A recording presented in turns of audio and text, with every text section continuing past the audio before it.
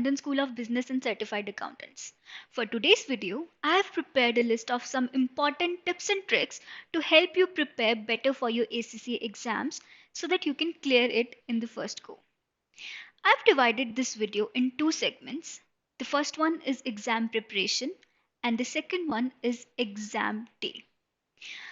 So let's first come to the exam preparation tips. Now first let's come to the exam preparation part. The first point here is the syllabus. You must do the 100% of syllabus. You cannot pick and choose the concepts because you can be tested on any of the learning objectives. The second point here is exam kit. As soon as you complete a concept or a topic, you must do the kit questions immediately, because that way you will know how a particular concept will be tested in the exam and whether you are being able to apply it or not. Next, you must make roadmaps or easy to follow indexes for the syllabus. Now this can be done in two ways. First, for a particular topic or a concept, you can write down next to it this topic is on this page in the book, or this is tested in this question in the exam kit. And the second way to do is like what I used to do in the kit. I used to write that this particular question tests these concepts so that I can easily refer to them during my revisions. Now the next point here is regarding MCQs.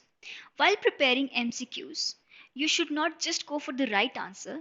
You must also know why are the other options wrong, because that way you can understand the concept truly, and also this will help you not fall for the tricky questions in the exam.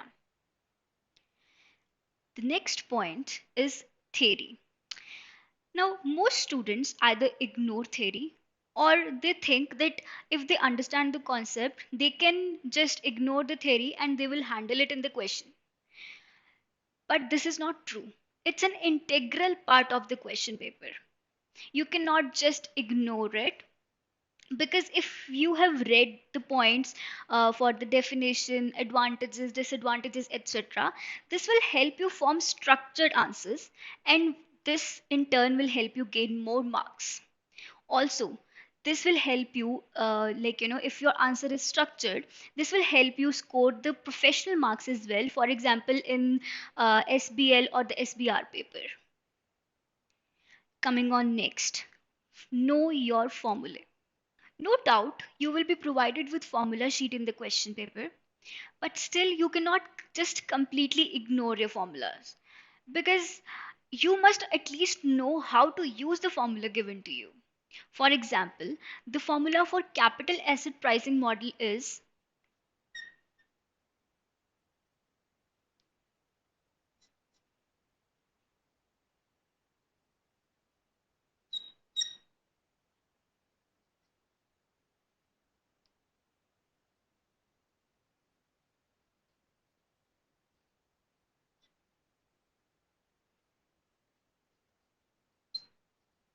now.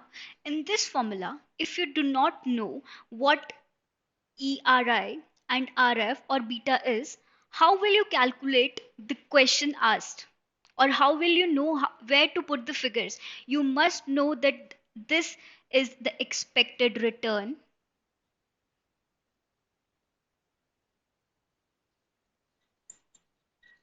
and similarly for all these values as well.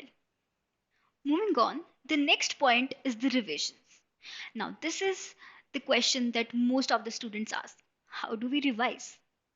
So, first of all, do not wait for the syllabus to finish. Do your revisions regularly. For revisions, you can either highlight the important things in your book or either underline it, or you can make your own notes, whatever suits you better. Next, yeah, I told you the roadmaps you should prepare, right? Those roadmaps or the specific indexes prepared by you will help you a lot while revisions. Because, for example, I just picked a topic, and if I've not made those indexes, I will not know where exactly it is in the book, and I'll have to go through maybe the whole chapter or something to revise it. So if the indexes are prepared, you can have quicker revisions. Next, you should attempt the questions yourself first. This is really important because I've also made this mistake in the past that I used to just audit the questions. That is simply not going to work. You must do the questions yourself first and then refer to the answer. And then another important thing, you must write down your mistakes, that I made this mistakes while attempting this question, but this was the correct thing. This will help you in the quicker revisions at the exam time, that you have to avoid these mistakes. Next, you should also write down the tricky or the extra or special points that are tested in a question. Sometimes we know the concept, but it's molded in a way in a particular question. So it would be easier for you to refer if you've written them down right next to the question itself. Now, and another important point, mock tests. You must appear for at least 2 to 3 mock tests and do not sit for your exam unless and until you score at least 70 to 80 marks. The mock test will help you analyze your weaknesses and your strengths so that you can work on them and be fully prepared for your exam day. These will also help you in a really important thing that is crucial for an exam, that is time management. Most of the students lack in this, but if you've prepared and if you've given enough mock tests, you will find it easier to manage time on the exam day. You must practice or give your mock tests on the CBE practice platform, because that way you can get used to the exam setup, and on the exam day you can focus on the questions in the question paper instead of getting used to the setup. Now for exam day, what students ask us is that what should be the sequence to be followed, whether they should attempt long questions first or they should attempt for the MCQs first. So I would say that this is completely up to you. Whatever you think is your best area or your strong area, your favorite area, or you think is more scoring, you should attempt those first. Next, you should attempt 100% of your exam. You must not leave any question, because for long questions there will be step marking. So you must write as much as you know. And for MCQs, if you mark any answer, there are 25% chances that the answer is going to be right. But if you do not mark any of the options, there are 0% chances that the question you've attempted is right. It's just in vain.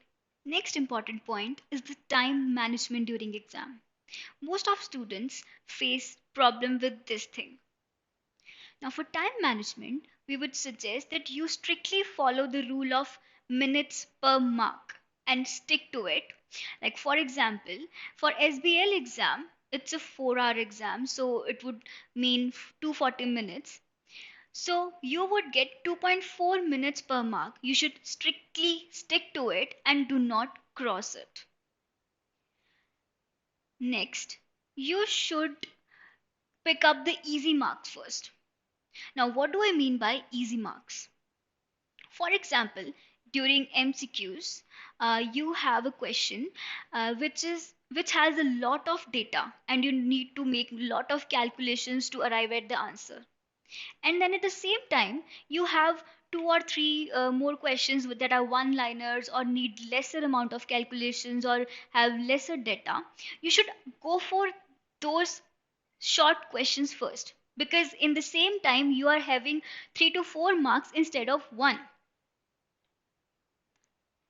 Next, for any questions, especially the long ones, you must read the requirements first and then the data or exhibits provided in the question. Because that way, while reading the question, you will know that what you would be asked of, and you can easily highlight or mark the important or relevant data in the question, and and you can save a lot of time instead of reading the question first and then reading the requirements and then coming back to the question to take out the relevant things. You must avoid all kind of distractions. Now, if you are sitting for a center based exam, there might be someone whose keyboard might not be working, there might be someone whose chair is not well. You just completely ignore those things and completely focus on your exam. Now, another important point, you must do smart work. Now, what do I mean by it? See, for example, in some MCQs, you might be given options that you can see are clearly wrong. For example, the value of correlation can only be between -1 to +1.